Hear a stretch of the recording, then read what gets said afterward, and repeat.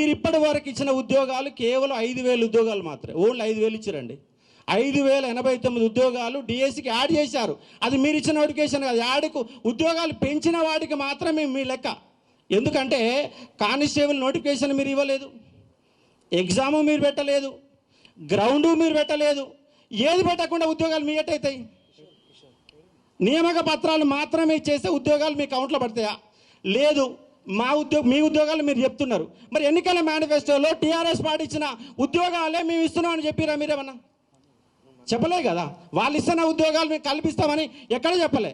వాళ్ళు ఇచ్చిన ఉద్యోగాలు మీ అకౌంట్లో వేసుకున్నారు. ఎందుకంటే ఎస్ఐ కానిస్టేబుల్ నోటిఫికేషన్ ఇచ్చింది గత గవర్నమెంటే, ఎగ్జామ్ పెట్టింది గత గవర్నమెంటే, గ్రౌండ్ పెట్టింది గత గవర్నమెంటే, పత్రాలు మాత్రమే ఇచ్చిండు రేవంత్ రెడ్డి గారు.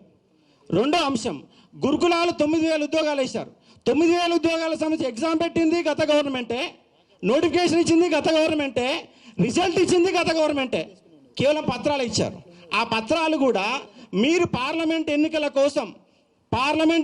కోసం డిఎల్ ఇచ్చిన తర్వాత జేఎల్ తర్వాత పీజీటీ తర్వాత టీజీటీ ఇట్లా పైకి వెళ్ళి ఇవ్వాలా. కానీ మధ్యలో పీజీటీ ఇచ్చారు. ఎందుకు ఇచ్చారంటే డిఎల్కి డెమో పెట్టాలి, దానికి ఇంటర్వ్యూ ఉంటుంది. జేఎల్కు డెమో ఉంటే ఇంటర్వ్యూ ఉంటుంది. అవి పెడతాను ఇంకో 4 రోజులు పడుతుంది. 4 రోజుల్లోగా మీ ఉద్యోగ పత్రాలు ఇవ్వాలి కదా. అంటే రేవంత్ రెడ్డి ఎన్నికల ముందు కోసమే, మేము ఉద్యోగాలు చెప్పుకోవడం కోసమే మీరు వాళ్ళ గురుకులాలలో 2,500 ఉద్యోగాలు మిగిల్చుకున్నారు. ఇవాళ 2,500 ఉద్యోగాలు మిగిలిపోయినాయి. 2,500 కుటుంబాలు వాళ్ళని మీరు సర్వనాశనం చేసి పడేశారు. ఎందుకంటే ఉద్యోగాలు వస్తాయని చెప్పేసి రాసిరు, 1:2 లిస్టులో ఉన్నారు, పత్రాలు ఇచ్చారు, సర్టిఫికేట్ వెరిఫికేషన్ అయిపోయింది, అన్నీ అయిపోయినాయి. కానీ ఉద్యోగాలు మాత్రం రోడ్డు మీద ఇందిరా పార్క్ కాడ 5 సార్లు ధర్నా పెట్టిరు.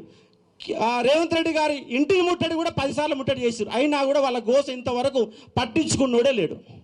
ఎస్ఐ కానిస్టేబుల్ 3,500 ఉద్యోగాలు మిగిలిపోయినాయి. గ్రూప్ 4లో 3,500 ఉద్యోగాలు మిగిలిపోయినాయి.